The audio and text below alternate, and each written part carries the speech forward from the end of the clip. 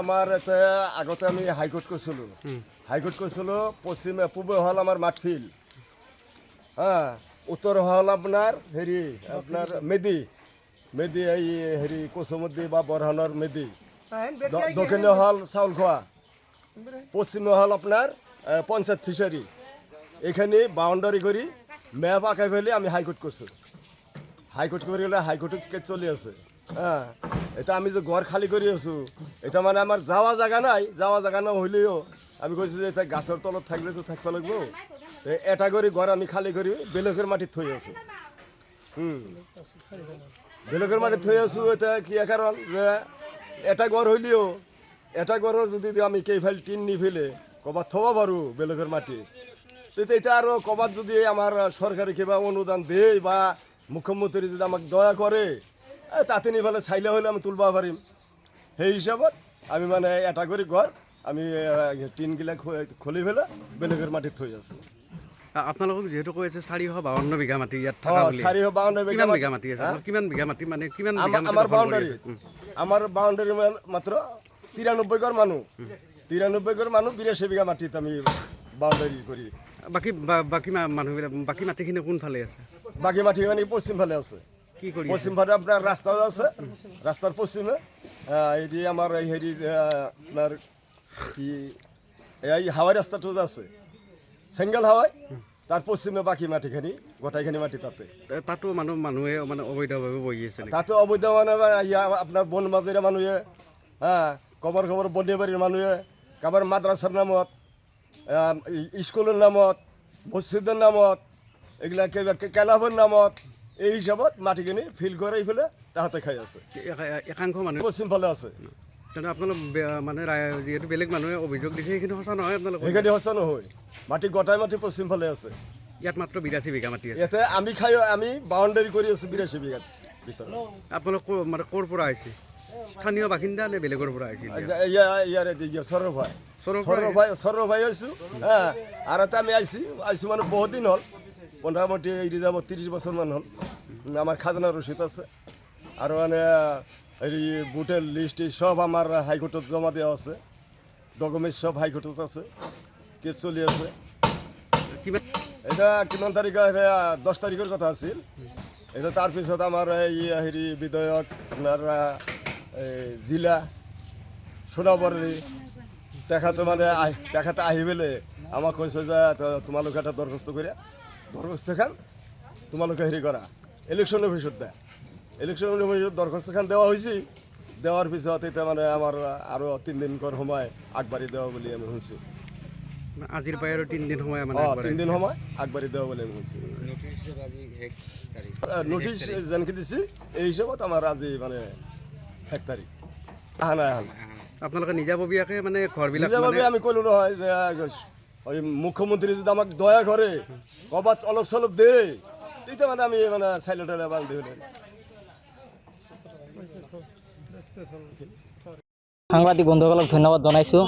আপোনালোকে এই মানুহবিলাকৰ ওচৰত আহি থিয়া হৈছে। এতিয়া কথা হ'ল, আমাৰ এই অঞ্চলত যিসমূহ মানুহে তাৰমানে ঘৰ দুৱাৰবোৰ মানে ভাঙি আছে, এই মানুহবিলাক আচলতে মানে নিউজত বাজি আছে বাংলাদেশী বা অবৈধ নানান ধৰণে এইবিলাক মানুহৰ নামবোৰ মানে নামকৰণ হৈ আছে। কিন্তু এই মানুহবিলাক হৈছে তাৰমানে আমাৰ বৰক্ষেত্ৰী এৰিয়াৰে বৰক্ষেত্ৰী যিটো আপোনাৰ সমষ্টি, এই সমষ্টিৰে 3টা পঞ্চায়ত চৰ আছে, চৰ এৰিয়া। সেই চৰ এৰিয়াসমূহ যেতিয়া তাৰমানে নদীৰ গৰ্হত ভাঙি যায়, তেতিয়া এই মানুহবোৰে আহি তাৰমানে কিছুমান এই মাটিবিলাক আপোনাৰ বনমাজা, কেকানকুচি, বৰ্ণিবাৰী এই নানান জাগাৰ মানুহবিলাকে ধৰক আমাৰ গৰীয়া ভাইসকলে বা অন্যান্য তাৰমানে হিন্দু ভাইসকলে খাই আছিলে, তেখেতসকলে এই আমাৰ মিয়া মুছলিমৰ ওচৰত প্ৰতি বিঘা মাটি 20,000, 30,000, 40,000 যি পাইছে আৰু বিকিছে। সেই মানুহবিলাকে কিনি লৈছে। লোৱাৰ পিছত এতিয়া কথা হৈছে কি, তাৰমানে সিহঁতেতো বিকি গুচিয়ে গৈছে। এতিয়া এই 452 বিঘা মাটিৰ মাজত মুঠ 80 বিঘা মাটি মানে এই মানে আমাৰ মিয়া মুছলিম মানুহখিনি তাৰমানে দখল কৰি আছে বা ঘৰ বান্ধি আছে। কিন্তু বাকী 350 বিঘা এতিয়াও মানে এই বুনমাজা বা আগৰ যিবিলাক মানে আছিলে মালিক আছিলে, সেই মালিকসকলেই খাই আছে। কিন্তু তেখেতসকলক ধৰক কোনো ধৰণৰ নটিচ নাই, কিবা নাই। আমাৰ কেৱল চাই সংখ্যালঘু মানুহক চাই সংখ্যালঘু জনতাক মানে টাৰ্গেট কৰি লোৱা হৈছে নেকি মোৰ সন্দেহ হৈছে। আগন্তুক ইলেকশ্যন 2026ত ইলেকশ্যন চাই মানে এনেকুৱা কেতিয়াবা এই সংখ্যালঘু সমাজক মানে বিদেশীৰ নামত বেলেগ দেশলৈ পুশ আপ কৰি আছে আৰু কেতিয়াবা মানে বিদেশী আপোনাৰ অবৈধ বুলি তাৰমানে ঘৰ দুৱাৰ ভাঙি চিঙি তহিলং কৰি আছে। এইবিলাক কথা এইবিলাক এনেকুৱা নহয়, এইটো এটা তাৰমানে আমি যে স্বাধীন ৰাষ্ট্ৰত আছো, মানে আমাৰ যে স্বাধীনতা বোলা বস্তু এটা কিবা এটা আছে, সেই বস্তুটো যেন আমি মানে অনুভৱ কৰিব পৰা নাই, আমি কিবা যেন হেৰাই গৈছো। একচুৱেল কথাবিলাক নহয়। এতিয়া চাব, এই মানুহবিলাক যেতিয়া চৰাঞ্চলৰ পৰা তেতিয়া আহিছিলে, তেতিয়া ধৰক কিবা কিবি কৰি আহিছিলে। এতিয়া যিহেতু বাৰিষা কাল, এই বাৰিষা কালত চৰাঞ্চল গোটেইবোৰ মানে ডুবি গৈ আছে পানীৰ তলত। সেই পানীৰ তলত ডুবি গৈ থকা চৰাঞ্চল এই ঘৰ দুৱাৰবিলাক কেনেকৈ লৈ যায় তাত আৰু বান্ধিব নোৱাৰে। গতিকে চৰকাৰ তথা প্ৰশাসন যিবিলাক মানে দায়িত্বত থকা বিভাগীয় কৰ্তৃপক্ষ আছে, তেখেতসকলে আহক, আহি আমাৰ এই সমূহ ৰাইজৰ মানে ভালদৰে জাষ্টিফাই কৰি তেখেতসকলে অবৈধ না বৈধ সেইবিলাক ইয়াতে প্ৰমাণ কৰি তেখেতসকলে চাই যাওক। আমিও লগত থাকিম তেখেতসকলৰ, আমাৰ ইয়াৰে সাধাৰণ ৰাইজ সকলে তেখেতসকলক সংগ দিব। গতিকে আপোনালোকে কৰ্তৃপক্ষসকলক অনুৰোধ জনাইছোঁ, আপোনালোকে আহক, আহি আমাৰ এই অঞ্চলৰ যিখিনি মানুহ আছে সেইখিনি মানুহৰ মানে কাগজ পাতি ভালদৰে আপোনালোক নথি পত্ৰবিলাক চাই লওক। আৰু কেৱল বৰক্ষেত্ৰীত কেৱল এইখিনি দখল কৰি লোৱা হয় না, আৰু অন্যান্য জেগাতো বেদখল হৈ আছে। কেৱল মানে চাই লৈছে সংখ্যালঘু ক'ত আছে, সংখ্যালঘু মুছলিম মানুহ ক'ত আছে, তাতেহে টাৰ্গেট কৰি লৈছে। গতিকে প্ৰশাসন আৰু মানে আমাৰ ভাৰতৰ ন্যায়িক ব্যৱস্থা আমাৰ সকলৰ ওপৰত বিশ্বাস আছে। আপোনালোকে ভালদৰে চাই মেলি যদি একচুৱেলি আমি বাংলাদেশী বা বিদেশৰ, আমাক বিদেশত পঠাই দিয়ক, আমিতো বিদেশী নহয়। গতিকে আপোনালোকে কিয় উচ্ছেদ কৰিব নালাগে, আপোনালোকে আমাক ডাইৰেক্ট বুকুত গুলিয়াই থৈ যাওক, আমাৰ আপত্তি নাই। ধন্যবাদ। 452 বিঘা মাটি হয়। এতিয়া আমাৰ বহুত গৰীব মানুহ আছে। এই 82 বিঘা মাটিত আমাৰ গৰীব মানুহ বহি আছে, আৰু বাকী মাটিখিনি আমাৰ ৰাস্তাৰ পশ্চিম ফালে বেলেগে দখল কৰি খাই আছে। সেইখিনি মাটিক লৈকে লক্ষ্য নিদি ফালে আমাৰ মন্ত্ৰী মহোদয় আমাৰ এইখিনি মাটিক লৈকে খুব লক্ষ্য দিছে।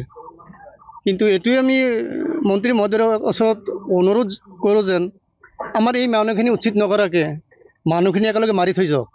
উচিত কৰিব নালাগে, মানুহখিনি মাৰি থৈ যাওক, তেতিয়াহ'লে আৰু একো কৰিব নালাগে, ইলেকশ্যন কৰিব নালাগে, একো কৰিব নালাগে, এনে আপুনি পাই যাব।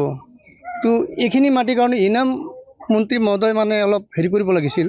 এইখিনি মানুহটো তেখেতৰে মানুহ, চব বিজেপিৰে মানুহ, হ'লে অলপ চিন্তা চৰ্চা কৰি ফালে এই দুখীয়া মানুহখিনিক ৰাখিব লাগিছিল। বাকী মাটিগিলা চব বন মাজৰে মানুহ খাই আছে, ক'বাৰ মানুহ খাই আছে। 300-3.5 বিঘা মাটি, এতিয়া আছে 82 বিঘা মাটি।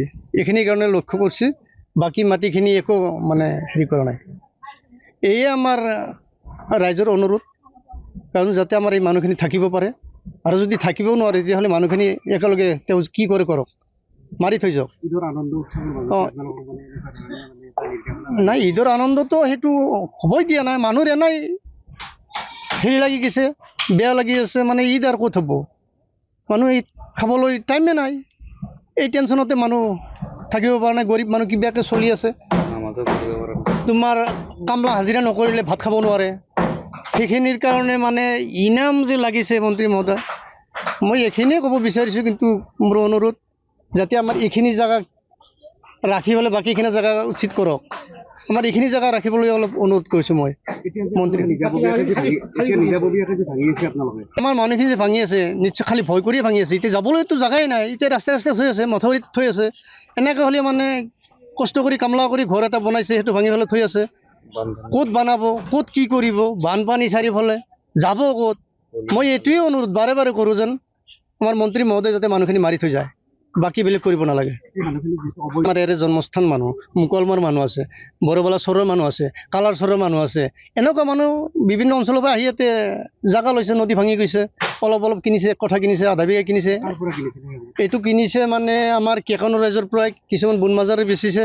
এনেকৈ তাহাঁতে দখল কৰি আমাৰ এই পাব্লিকৰ ওচৰত বেচিছে, 1 বিঘা কৰি 30,000-40,000 টকা লৈ এনেকৈ বেচি পেলাই এতিয়া মানে আমাৰ সেই গৰীব মানুহকেইটা ঘূৰিও মৰিলে, বাকী তাহাঁতে পইচা লৈ গুচি গ'ল। নাই আহা। এতিয়া কালি 3-4টা গাড়ী আহিছিল, DSP নাই SP কিবা আহিছিলে, তাহাঁতে একো মাতা নাই, কিন্তু আহিছে, এনেকৈ সোমাইছে, এনেকৈ ওলাই গুচি গৈছে, কিন্তু কাকো একো কোৱা নাই। এনেই মানে সেই ভয় ভাৱটো সোমাইছে, সেইকাৰণে ভাঙিছে। গৰীব মানুহ কোনো এটা কৰিব নোৱাৰে, ইয়াতে ভাঙি দিলেতো আৰু জিন্দগীতে এই ঘৰ বনাব নোৱাৰে।